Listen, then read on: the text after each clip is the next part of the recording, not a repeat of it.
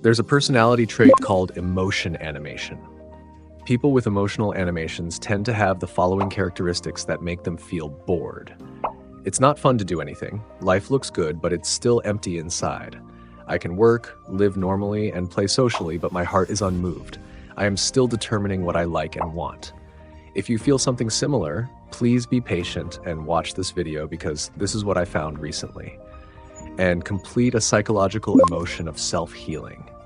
My experience helps you stew emotionally and help a little bit. If you want to complete self-healing, first you need to stew. It means a numbness, a state of nothingness. A personal question online relates to this state of emotional dullness. The question is, why is everything okay, but I just can't be happy? Specifically, the main point is that someone might have a successful career in the eyes of others, a happy family, and always be the one who is envied. But he has never felt pleased. This makes him anxious, as if the energy has been sucked away by a social soul monster, leaving only an empty box. The hustle and bustle of life feels mechanical. You say he's not normal, but he can socialize normally and go to work as usual.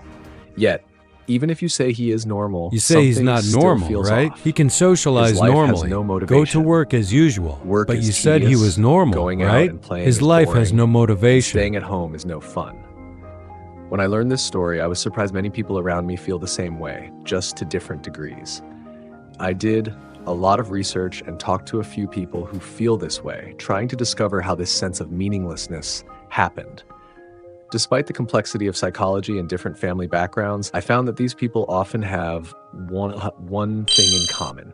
It takes time to commit to anything fully. They think about reading while they're on their phones. When they study, they think about work. And when they're at work, they think about sports. Even for a moment, they find it boring. It seems to be a combination of biology and society. People always fantasize about many things on a social level, expecting life to be like a TV drama. However, as they grow up, they realize that the gap between life and their expectations is vast. It could have been better.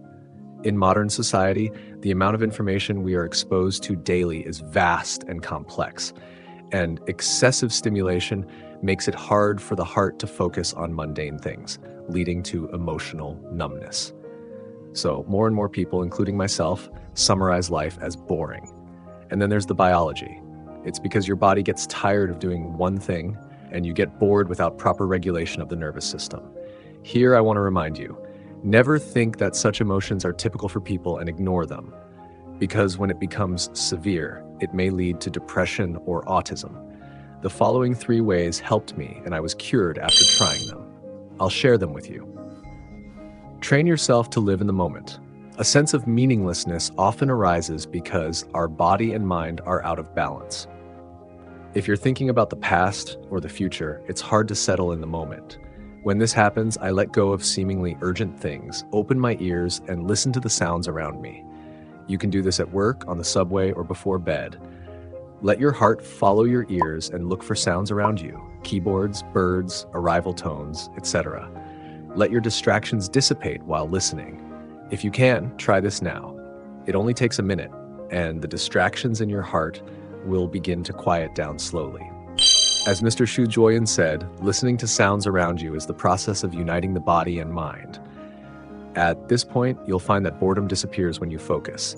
Your mind and thinking also become more apparent. Nourish yourself and record your feelings. People with emotional dullness will face a problem. They don't know what they like or what to do. So, learning to find something that nourishes you becomes incredibly important. The average person does things to like something, so they do it. However, emotionally dull people need to find what makes them feel something inside, even the slightest change. Go and try to record it and keep digging. For example, if you once use a friend's perfume and think it's not bad, you can try different fragrances, water, or sachets. Record your search and the feeling after the experience.